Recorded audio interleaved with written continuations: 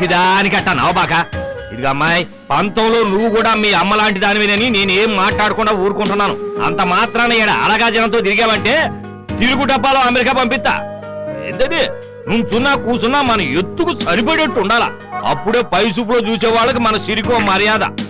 అసలు మనతో మాట్లాడాలంటే అవతల వాడి కనీసం జేబులో 1,00,000 రూపాయలైనా ఉండి తీరాలంతే. ఏంది మాట్లాడకుండా అట్టపోతావు? ఏంది నీ జేబులో 1,00,000 రూపాయలు లేవుగా? చాలా బాగా అన్నాడు వీడు. నువ్వు రావే రోటీ తిందు. ముండా ముండా ముండా అంటదేనిరా? నాన్న ముండా అంటే పంజాబీలో మొగుడా అని అర్థం.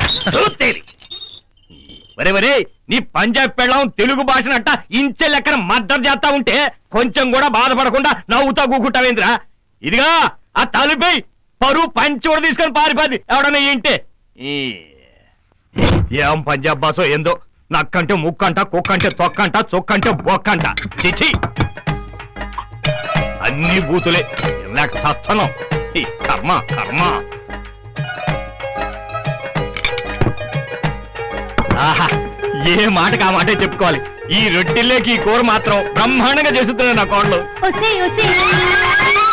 నన్నేగా. కూరలో దారం సరిపోయిందా?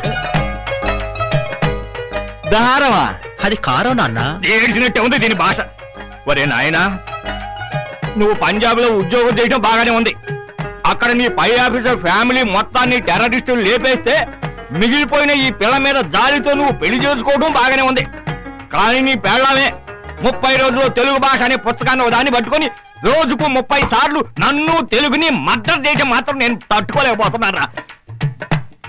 ఇదిగో సింగిల్ ఫైనల్ డెసిషన్ గా చెప్తున్నాను, ఆ తెలుగు మానేమని చెప్పరా. ఇంకా నయ్యం మాట్లాడడం మానేమని చెప్పలా. మరీ మంచిది.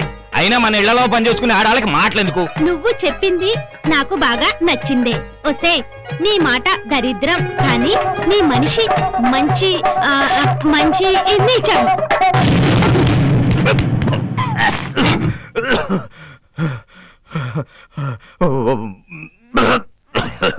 ఒరే అబ్బాయి, నేను తెల్లారగట్ల దొంగల బండికి వెళ్ళిపోతా. అవతల వ్యవసాయ పనులు కూడా ఆగిపోయి ఉన్నాయి. పైగా ఈ వయసులో ఒక ఆడదాని చేత ఏవే అచ్చే వచ్చే అనిపించుకోవడం నా రక్తపోటుకు అంత మంచిది కాదు. ఆ ఇచ్చేయడం కూడా అర్థం చేసుకో.